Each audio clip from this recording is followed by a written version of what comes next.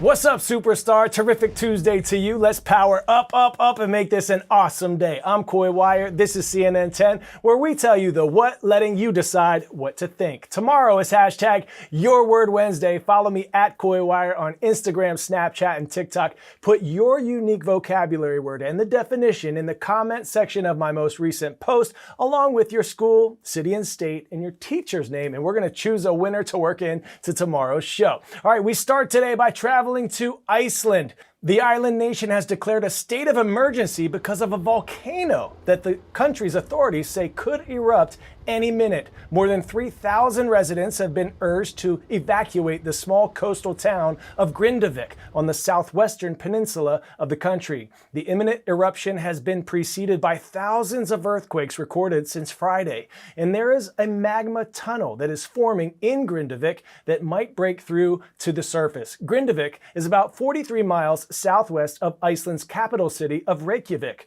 Authorities have not issued an evacuation order for the capital, though, suggesting they don't believe it would be affected by an eruption. Now, Iceland sits on a tectonic plate boundary between the North Atlantic and Arctic Oceans, and that plate continually splits farther apart, pushing North America and Europe farther apart.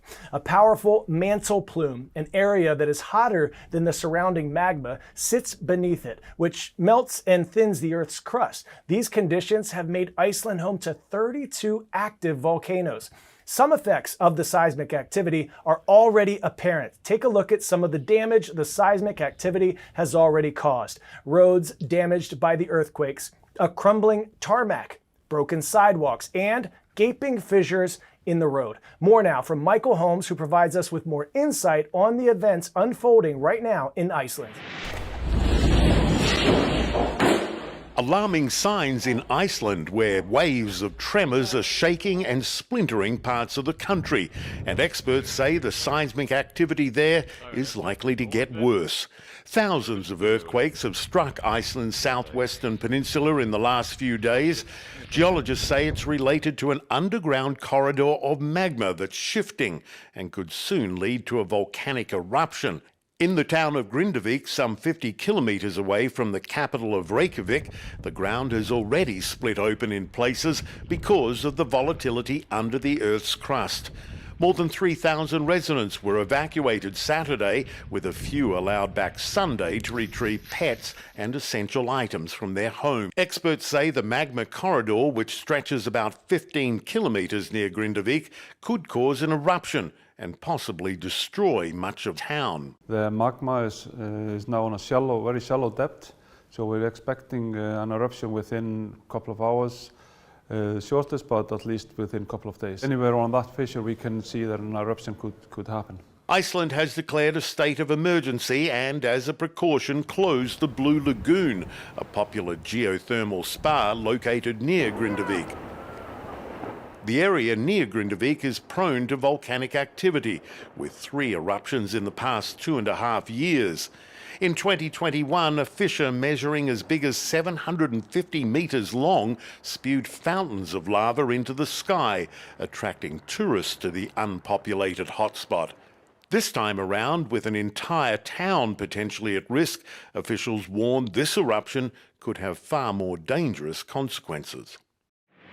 There is a rapidly approaching deadline for a federal funding plan, which determines how the U.S. government will use its funds. And the new House Speaker, Mike Johnson, is tasked with securing enough votes from both Democrats and Republicans to approve a plan before that deadline in order to avoid a partial government shutdown. The deadline is set for this Friday, November 17th. Some of the major sticking points are whether or not the new plan should include spending cuts and how or if the government should continue to fund Ukraine's war with Russia. In the event of a government shutdown, federal employees deemed essential workers, for example, military members or law enforcement, they would have to continue working without pay until the government resumes operations. The shutdown could disrupt pay for approximately 4 million federal workers. It would also close national parks and impair various essential functions ranging from financial oversight to scientific research. 10-second trivia. What city will host the 2028 Summer Olympics? Paris, Los Angeles, Tokyo, or Rio de Janeiro?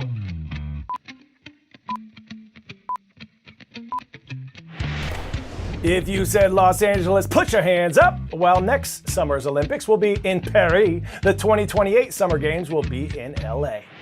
Raise your hand if you play football or flag football. Now, let me ask you this. Do you think you have what it takes to be an Olympian and represent your country playing flag football 4 years from now? Why not, right? Well, flag football is coming to the 2028 Olympic Games. It's exciting news, especially for women's flag. There are about 500,000 girls under the age of 17 playing in the U.S. right now. I caught up with Hall of Fame quarterback Steve Young, who coaches his daughter's high school team, to get his thoughts on the big news. When you think about 2028 and the Olympics, I'm telling you, you're going to see a women's flag football explosion like you've never seen. You're going to have, there are going to be millions of girls playing flag football. And what I will tell you is, working with the girls, they are coachable. They listen. The competition is going to be fierce. The expertise is going to be fierce, because I can see just in a couple of months, the girls have gotten exponentially better. Steve, you're coaching your daughter's high school football team, Summer and Lila. How did that come about? In the spring, California announced they're going to have high school girls flag football, and my senior daughter was so excited. I thought, oh, great, that's going to be fun. And then they asked me to come over to help, maybe work with the quarterbacks or whatever. It was a lark, right? It was just fun. And the first moment I got over there, I was blown away at their sense of, oh my gosh, I no longer love football because I get to watch it. I now love football because I get to play it. What does it mean to you to have your daughter Summer wearing your number 8 when she's out there on that field? He made me tear up. When my daughter says, I want to play football, and then Dad, teach me how to throw, and I want to be really good. And then Lila, who's my other daughter, starts to play in the 9th grade. As a dad, you don't have to have football in our home. The fact that it does connect with my previous life in kind of a way that brings it home to me, and then it's my girls, like it, I don't know, it hits in a soft spot. It's in a very, very soft spot, and I'm really grateful for that. There's been some talk of current NFL players would be interested in playing in those Olympic Games.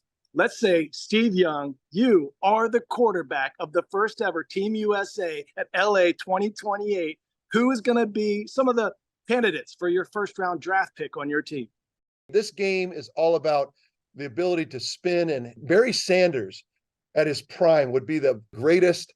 Lamar Jackson, the guys that can just, Michael Vick, the guys that can just make people miss, can just change direction. Jerry Rice was a change direction, like in a flash. Those are the guys that are going to thrive in flag football. And so if I was playing today, I'm in. I'm going to go try out. There's no way you're going to keep me out of the Olympics. If I have a shot to play football in the Olympics, I will tell my team, I'll see you when I see you, with my gold medal around my neck. And I think you're right. I think there will be some NFL players that will say, I'm in, and I'm going to go for it. And I would suggest, you know what, maybe you just bring this out to me. I'm going to go put together an NFL team that'll get ready for 28. And at least I can captain it. Maybe I can go out for the honorary coin flip or something, or, maybe throw some passes in the cleanup time. I can still throw it, so maybe I could do that.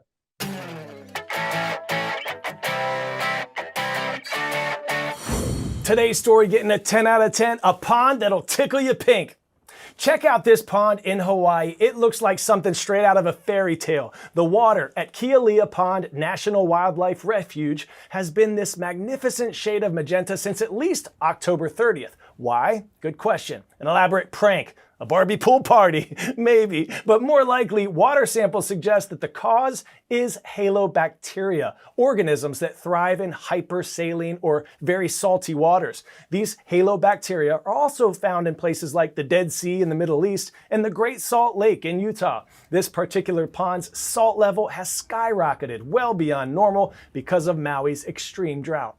Today, I want to give a special shout out to North Whidbey Middle School in Oak Harbor, Washington. Shine bright, superstars. Our other shout out today goes to Massabesic Middle School in Waterboro, Maine. We see you. We hope you and everyone watching around the world have a wonderful one. I'm Coy Wire, and we are CNN 10.